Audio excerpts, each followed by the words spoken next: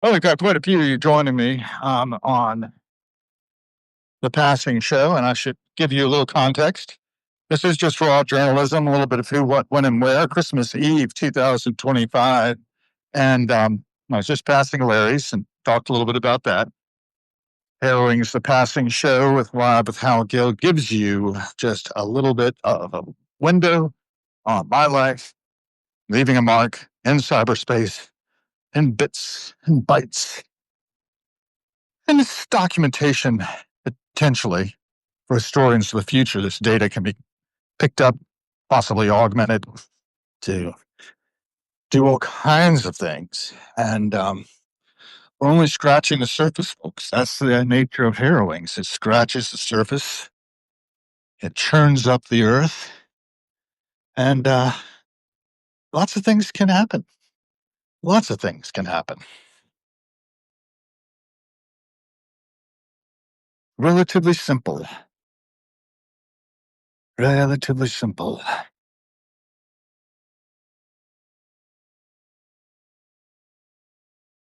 It's another day in the bonus round. We're watching the world rotate. A rather critical eye these days, I find. It's very hard to talk to people sometimes. They don't listen well. And I like to help people be heard if I can. I like to be heard myself, so I figure that other people would like to be heard. And we're going to be doing a little bit of that soon. We're going to be heading over to Greetings, Catherine Wallenstein. Thank you for joining. 1948, New Hampshire. Wow. That's when you were born, I take it. Hey, that's wonderful. Keeping the game. That's the thing. It's always that generation is beginning to depart. And so many have that were here when I arrived in 63. I was doing a little reflection yesterday, if anybody read my writing on it. It's Christmas Eve reflections. And we were talking then about how when I was 31, X, Y, and Z was happening in my life, 1994. And it's 31 years later. And it's just sort of struck me half a life ago was when my first marriage came to an end.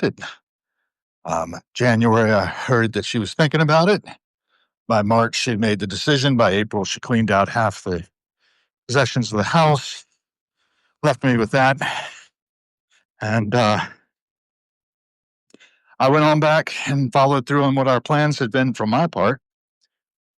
And one thing led to another, and here I stand. I'm very happy about that.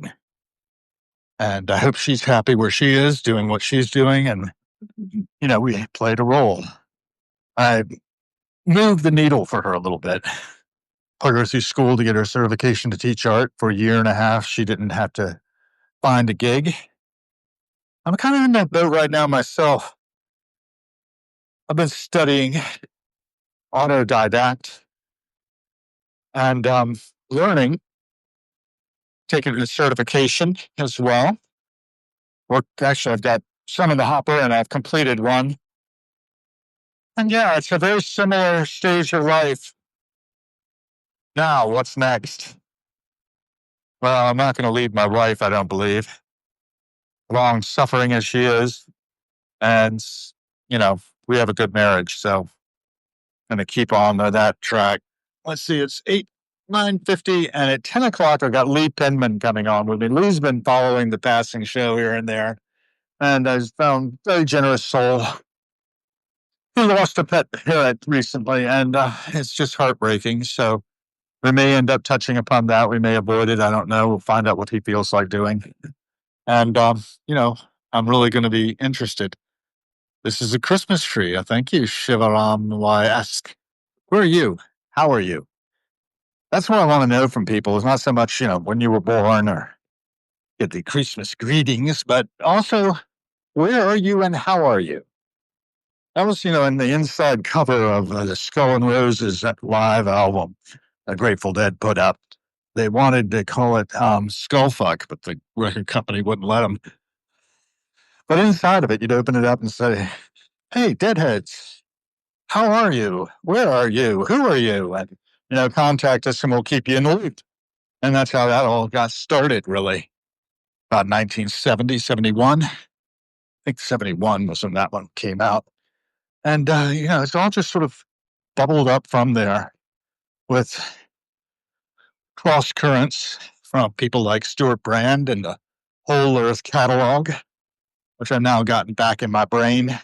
Access to tools, it said, right? That person made an illegal turn. See them down there? Illegal.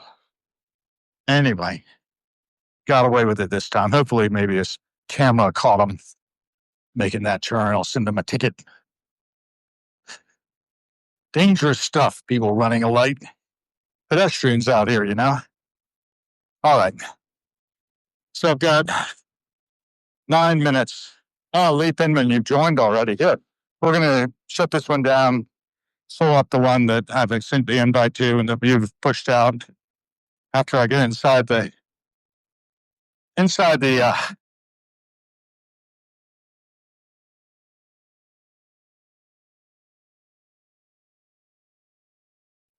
bunker. I was reading the back of this one, Brain on Fire, about Susanna Hawan, who at 24 woke up alone in a hospital room, strapped to her bed, unable to move or speak, no memory.